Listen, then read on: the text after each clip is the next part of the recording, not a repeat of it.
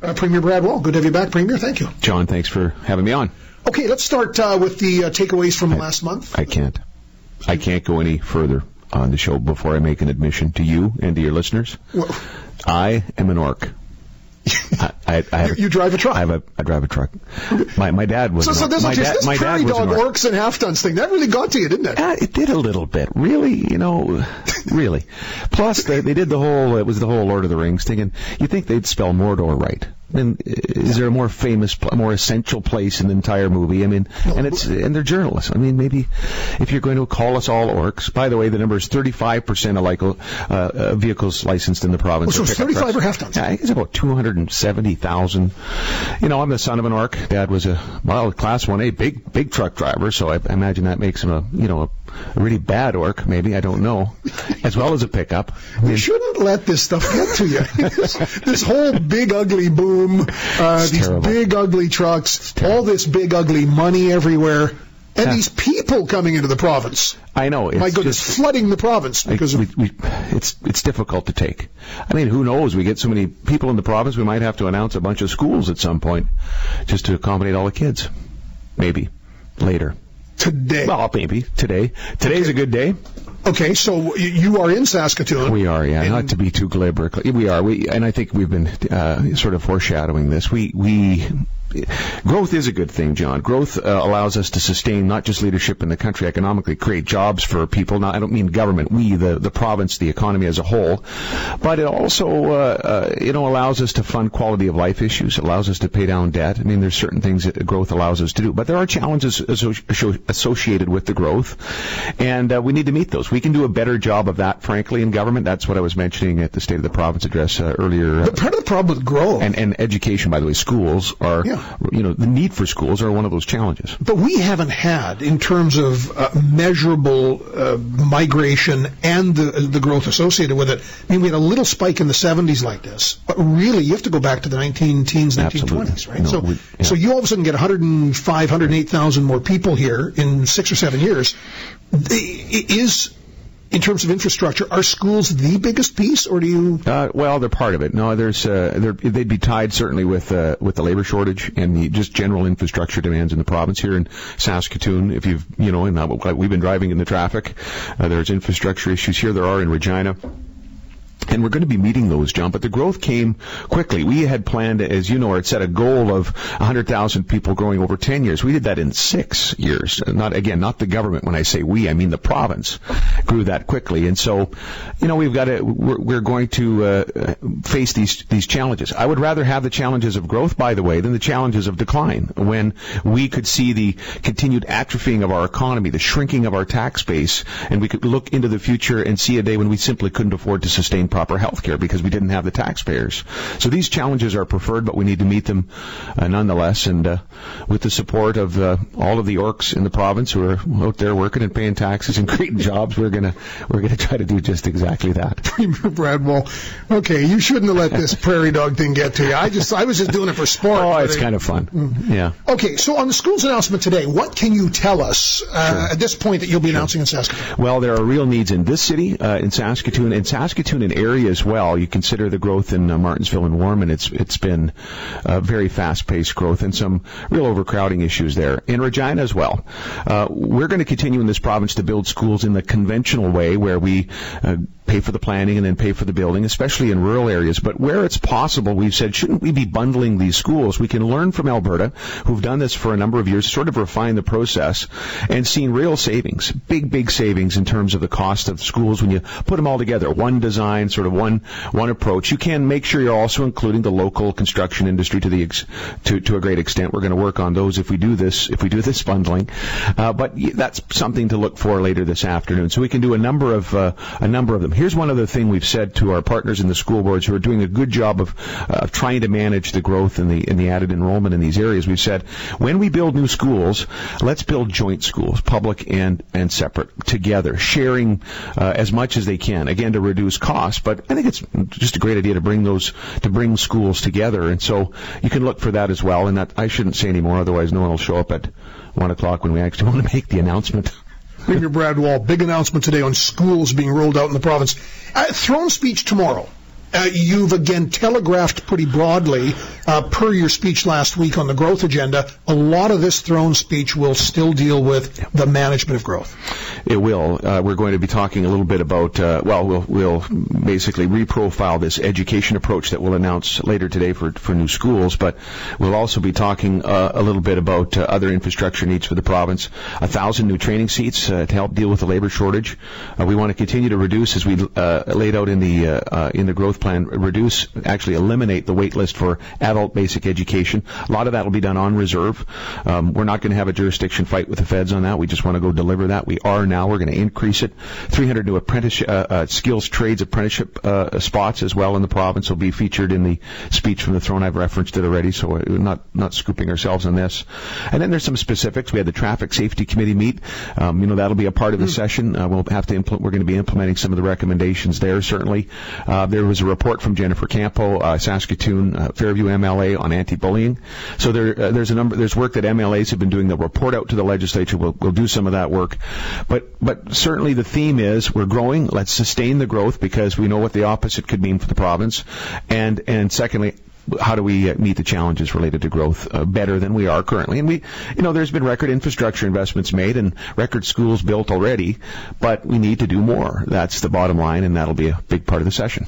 Premier Brad Wall in studio. Lines are lighting up already. It's 1-877-332-8255. Any of your questions to the Premier? Okay, you had a few takeaways from last month. Just very quickly, Megan had called in with a question about who's responsible for the cost of maintenance at crossings in municipalities, and it depends what constitutes the road authority for each individual crossing. And the road authority can either be the Highways Ministry, sometimes it is, or the RM, or the municipality. It depends on an agreement. Lights and bell maintenance is split 50-50 between the railway and the road authority, so the railway pays for half, and whoever it is, either Highways or the RM, pays for the other half.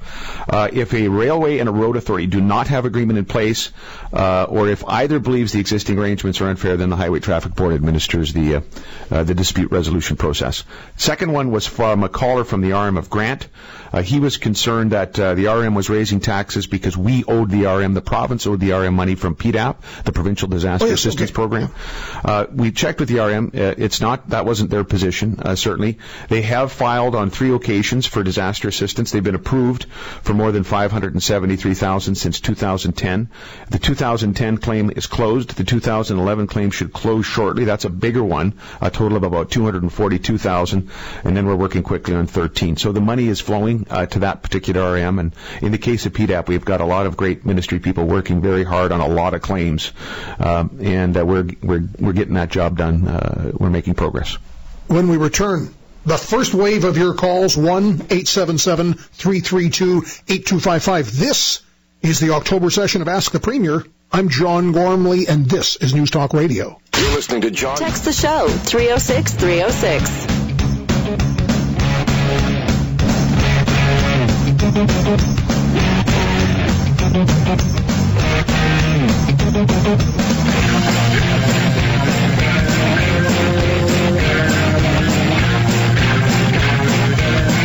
John Gormley, welcome. This is Ask the Premier October edition, where every single month Premier Brad Wall comes in studio or joins us on the phone, but we get him to answer your questions on any number of Saskatchewan issues.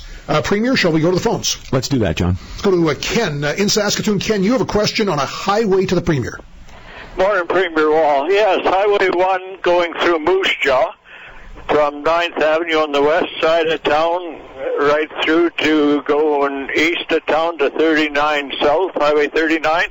It is a disaster. I was just wondering when it's going to get fixed up. Can you said Highway 1, the Highway 1 portion till 39 from 9th to from the 9th Avenue intersection to 39 intersection? Yep. I drive that every day. Almost every day. I shouldn't say every day, Ken. And I think it could use some work. I agree with that. I'm not sure. I'm not sure I'd use the word disaster, but I don't want to debate it. It could use some work. And I've noticed on Highway 1, and maybe you have too, is that we've slowly, as section by section, have been upgrading that much used highway, even as it starts to rut a little bit. But I can check into the schedule, and I will, Ken, report back specifically on the timeline for that section you're talking about, because I know there's a plan to just methodically get after upgrading the Trans-Canada. Ken, appreciate your call. 1-877-332-8255. Absolutely any questions you have to Premier Brad Wall. Brenda in Borden, question on long-term care. Yes, good morning. I was just calling because right now we are dealing with a situation where it's my elderly brother-in-law and sister-in-law. They're 88 and 89, and so far they had been living until September in I guess assisted living in senior apartments. They should have actually been in a care home, and it's just a real kind of a convoluted story. But anyway, right now they live totally on pensions, and I'm finding that just with my sister-in-law now finally getting into a care home, her pension isn't enough to almost cover everything. With the expenses, they pay the basic and they of everything. They have every possible government assistance, but it doesn't seem to cover. So is it the level and cost of care or the assessment to get into the care, Brenda? I mean, what is... It's actually both, because my sister-in-law was living with dementia for many years, but through the assessments and because her husband was able, was mentally capable of taking care of her, but physically not, and through home care, they were somewhat able to, but it wasn't sufficient, but they didn't fit. They weren't the worst on the list. Mm-hmm. Yeah. Now, the assessment and the actual treatment. Sure, Brenda. Thanks very much for the call. And you probably have already, but if you haven't yet contacted the MLA's office, you might want to do that so they can open up a file and go to work with the health region to be of some assistance.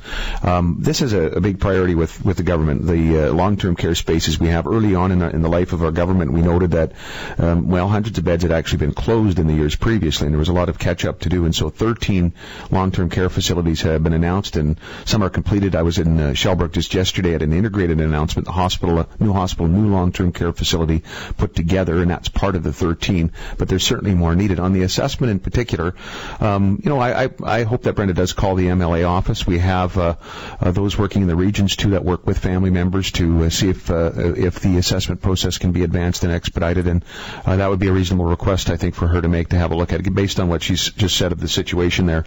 And in terms of the cost, we've actually increased support for residents who are requiring long-term care. That was part of the campaign in our campaign promises in 11, and we've begun to keep the commitments there to increase those supports.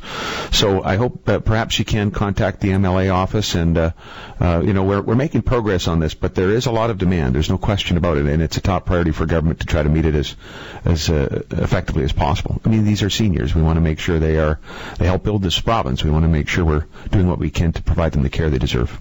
1-877-332-8255. Premier Brad Wallace here. This is October Ask the Premier. On the same general area of health, Jeff in Saskatoon, you have a question for Premier Wall. Yes, I was concerned about wait times. I lived in the U.S. for several years and moved back, and obviously the province now is night and day to when I had left to when I moved back. And my concern is wait times, the level of care once you get into the hospitals, and I'm wondering if that's going to be an issue coming up in the next several months or years to a copay system or some type of a system to help with the level of care that we're receiving in the province. Jeff, thanks very much for the call, and I'm not sure if you mean ER wait times or surgical wait times. You may know, and listeners will know, that we're in the middle of, I guess about year 4 now of the Saskatchewan Surgical Wait Times Initiative, where we have deployed private clinics, John, in the public system, private clinics, and we see dramatic improvements in terms of the wait list, people waiting for surgeries, orthopedic surgeries, and a number, and so we're going to continue to do that. Every budget we've added a bit more resources to to reduce the wait times to take care of this large bubble of people that were waiting, a year, 2 years for surgery. And we have still some that are waiting way too long, but we're making progress. If it's ER wait times, we have stated a goal that we ought to get to basically no waiting times by 2017. We've got a plan in place. There are ER pressures now, but I think even the SMA have come out publicly and said this is absolutely achievable. So as pairs, those residents, doctors who are familiar with it, I believe they have. And we've implemented a number of interim measures, including a $25,000 bonus for ER physicians, because we have an ER doc shortage right now. It's right across North America. In the case of RQHR, the Regina region, we're giving a 25% shift premium for ER docs who are picking up vacant shifts. There's some other things like a $15,000 recruitment initiative. There are 300 more doctors practicing today in the province than when we took office. There's more needed, but we've made a number of improvements in terms of training more here, recruiting from more countries, opening that up, providing bursaries for rural Saskatchewan docs. So in a general sense, this is part of the Patient First initiative we introduced. We recognize more needs to be done, and we're going to continue to work on these particular issues. This is Ask the Premier, Premier Brad Wall. Okay, we're going to get a good cluster of health calls and then a number of other issues. Patrick in Saskatoon on multiple sclerosis research. Yeah, Premier Wall, first of all, I'd like to compliment you for initiating that upstate New York attempt to get MS patients looked at and SUV, whatever it is. However, that has fallen apart, I guess, and I'm wondering, we were left with your government would be looking about for particular studies that might be able to take up the slack. I'm wondering if you've located anything, but that's just a throw-out question. Sure. Well, thanks very much for the question. Unfortunately, the clinical trials that we were participating in upstate New York have ended at the doctor. The doctor has chosen to end those. We have said we tried to get other provinces to participate so the patient numbers were up enough, and we were unable to get their support.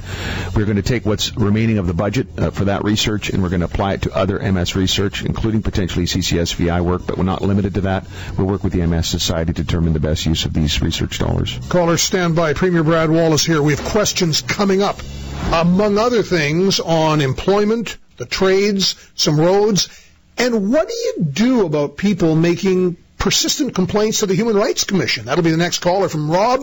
This is News Talk Radio.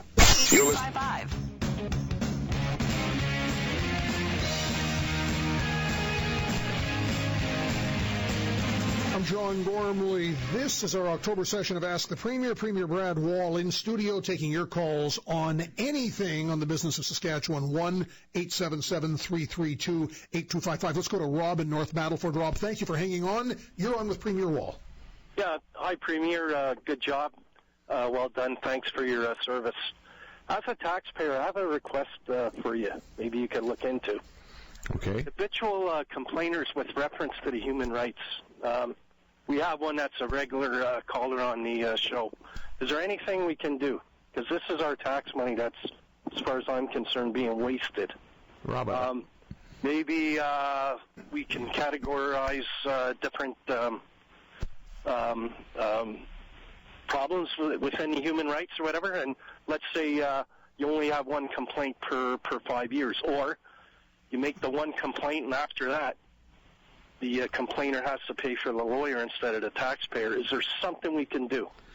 I think it would be very difficult. I understand completely where you're coming from, but I think that would be difficult to do. I'm not sure how you could limit access to the Human Rights Commission, or if we would want to. Notwithstanding the fact that there may well be some who are just routinely complainants. I can report that the resolution rate at the Human Rights Commission in our province is high and increasing, and we have a great team over there with the commissioner doing their best. But I think they have to provide a fair assessment and look to all complaints that come in. Yeah, you've got to take it all on the first blush. There's a provision where ultimately if somebody is making frivolous and vexatious complaints, they're going to get dismissed. Right. That's a process that has to be a finding of fact. But you still go through the process. Absolutely. Right. Let's get back to more. Actually, before calls, I do have a list of questions, and let me shoehorn them in case the callers don't. The The new CETA, Comprehensive Economic Trade Agreement, which is essentially the label for the Canada-European Agreement, Prime Minister Harper went and ratified that last week. It had been negotiated for a couple of years. What does this mean for Canada and in particular Saskatchewan? It's a good deal, and a big deal, frankly, given the size of the market. 500 million people, an important economy. In Saskatchewan, by the way, the European trade is not as important perhaps as Asian trade. More on that in a moment, but it's still a key. It's a huge market, and we know that this deal probably means about $1.3 billion in additional Canadian agricultural sales to Europe. We're going to benefit disproportionately from that number because we have 40% of the country's arable acres and second largest beef herd, and there's going to be a real benefit there.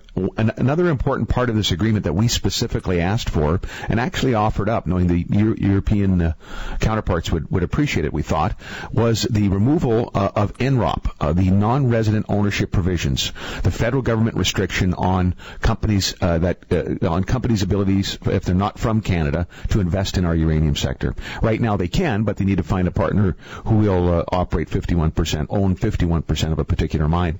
We thought this was limiting investment. We have Areva already in the province who made that case. Rio Tinto is bought a play. They've invested in a play but are unable to develop it themselves, and they wanted to do that. So the combination of this change, the royalty changes we're making in the uranium industry to be more competitive with worldwide royalty rates, and the work we've done with Prime Minister Harper to get a nuclear cooperation agreement with China and India, the first shipment of uranium landing at Shanghai port last week, which is significant, $3 billion in sales potentially. All of that, I think, speaks well to the mid and long term for our uranium industry, an industry that employs about 40 to 45% Northerners, Aboriginal, First Nations, and Métis in terms of very good careers on the front line of mining uranium in Saskatchewan. On Southeast Asia. That's a long ways from CETA, but it's very much part of the agreement, something we asked for, and the federal government has included in the trade deal. You did allude to Southeast Asia, the trip you were on. Why do you do those trips, and are you able to demonstrate an outcome as a result? Well, I think we are. We don't have trade offices like a lot of provinces do. We have one trade office in Shanghai that we share with Alberta and British Columbia. It's an U.S. partnership office, but unlike other provinces, we haven't opened up individual places, and neither will we.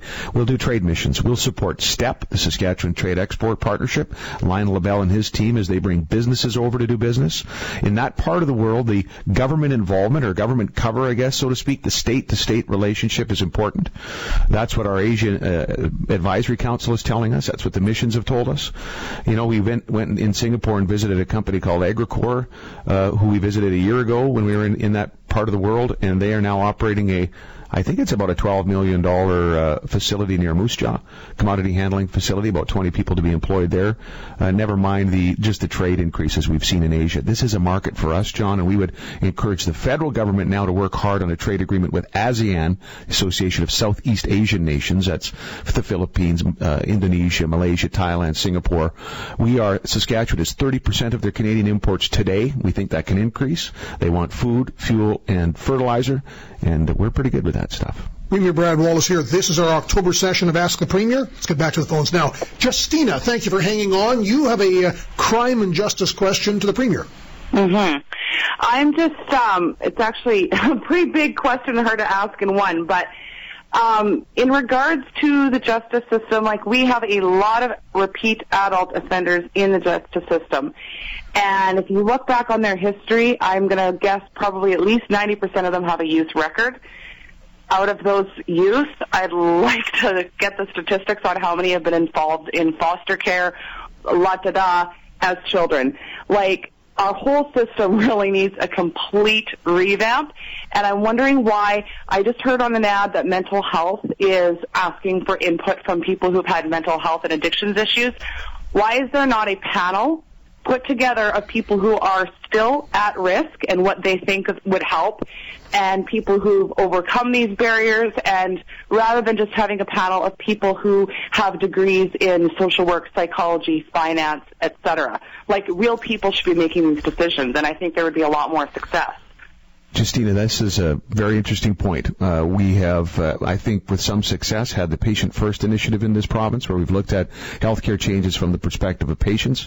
We're doing that now in education with the Student First initiative, engaging families and especially teachers. And I think you're advocating that maybe this new effort with respect to the mental health strategy that we've needed in the province for some time, and the minister's now working on, really hear from the panel that you described. And I'm going to pass that suggestion on to the minister, if he's not already listening. I think he was on the show earlier. That would be interesting to pursue. I want you to know, Justina, and the listeners to know that I think there's some hope coming out of a model that was a Prince Albert model, pioneered by then Police Chief Dale McPhee. We've asked Dale to be our Deputy Minister responsible for corrections and policing, working with Minister Christine Tell. And that's this hub model. That's this hub model that has borne great results in terms of measurable results, even visits to emergency, proactive interventions for young people before they head down this road. They can really measure the success of all of the agencies, social services, health, the police, everybody working together and identifying, and the education system, identifying challenges before they get away from us. It's not been a perfect model. I don't think anything is, but we've seen measurable results, and it's part of the reason why we've said to Dale and Minister Tell, let's bring that kind of model to other parts of the province, and we're in the process of doing that. Premier Brad Walsh here. One more question quickly before the next break. Clayton on roads. Hey, Mr. Wall, you have the second hardest job in all of Saskatchewan, so I applaud you for you're doing such a great job. Anyways, the road between... What's the hardest job? Clayton, starting quarterback for the Riders? I was thinking that was my number one, or John Gormley's assistant, but I thought John was kind of... Well, I think Darian Durant and John's assistant or producer are probably tied, but producer It's funny that you said Darian Durant, because that was my number one. The hardest job in all Saskatchewan. Well, and thanks for the shout-out to him. We've got to start realizing we've got a world-class quarterback on this team. We do, and we're in a good chance of going to the Grey Cup. Absolutely. Yeah, and all he gets is abuse. Sorry, Clayton. Let's actually go to a question, perhaps. Yes. Oh, a question, yeah. The road between Moose Jaw and Chamberlain. One, you guys did a bang-up job on the road. It drives smooth. Wow, I love it. But you made one mistake. Why isn't it double-laned? Like, that's the one part I don't get it, because there's so much semi-traffic on there. Clayton, have you ever heard, the Premier, I don't know if he'd ever say this. He probably wouldn't, because he's a politician. Let me get it straight. They paved the road, you're happy with it, but you want a double lane now. Just on Chamberlain to Moose Jaw, that is... Yeah, well, you like Christmas to come in June and December? A little bit of both. Okay. John, come on, if you're going to reach for the whole thing. I like the way you think. You know what, it is the new Saskatchewan. Sure, Clayton's thinking big. Okay, why have you twinned that road? Well, that one's not a candidate for twinning. We're happy to get the paving work done there, though, certainly. It is a busy road, and we measure these things. The Highways Ministry measures the roads that need the attention in terms of twinning and passing lanes. So we're completing 11, as you know. That's wrapping up. We're in the middle of passing lanes on 10, wrapping those up. Some coming for 7 as well. There's twinning happening between Estevan and Beanfate, that portion of 39. We've asked the ministry now to look at 6 and 39 and make a priority of twinning there. That is based on not just car but truck traffic in the southeast corner. And so those are the priorities right now in terms of passing lanes and twinning. And everything has to be a part of a balanced budget. I mean, we'd like to do 2 if the numbers warrant it. We also need to make sure that the foundation of our growth plan, fiscal responsibility, is maintained. And so we're going to try to get to all of these issues, but we need to do it within the balanced budget. Premier Brad Wallace here. Stand by. More of your calls next. I'm John Gormley, and this is News Talk Radio. You're listening to John Gormley Live.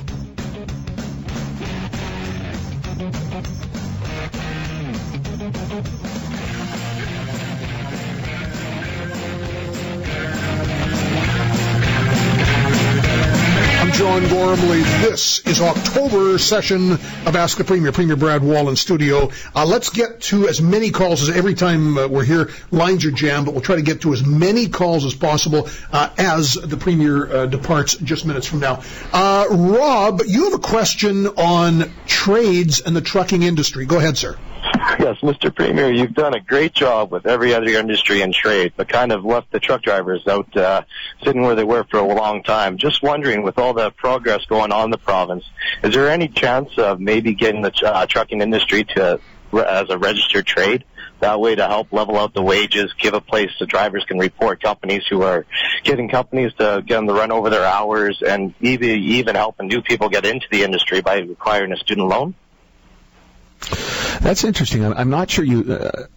First of all, I'd have to check into as to whether or not there is not student loan eligibility for the training that's out there for a Class 1A. This is an industry that's close to my heart, John. My family, my dad and his brother they had a Western Cartage, a freight business when I was very young, and then in the furniture moving business, they were truckers, and very entrepreneurial.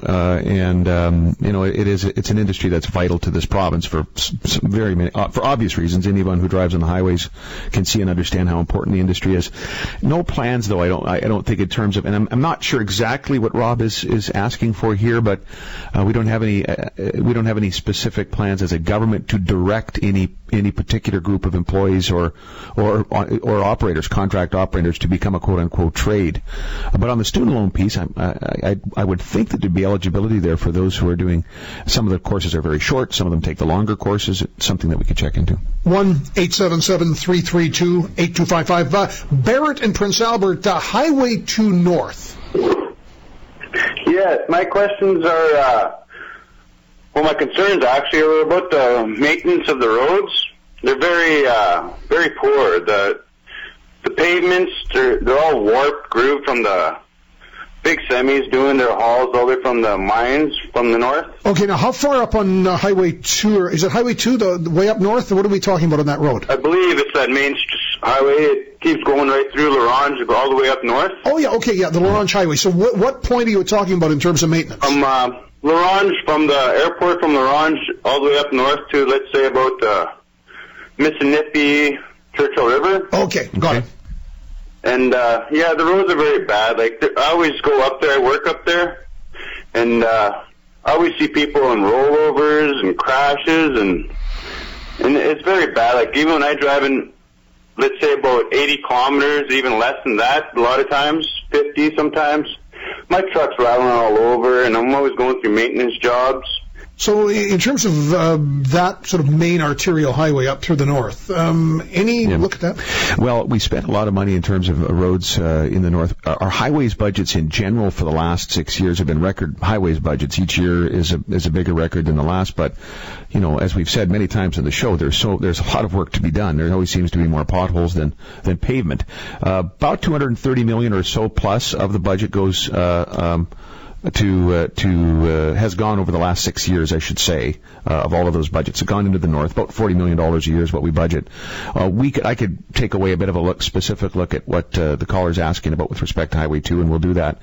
It is important. It is an important route. And I would point this out, John. The major capital announcement in the growth plan when we released it a year ago was Highway 914, a $30 million investment, partnered with Cameco. We'll put the other 30 in to get that very important northern road done.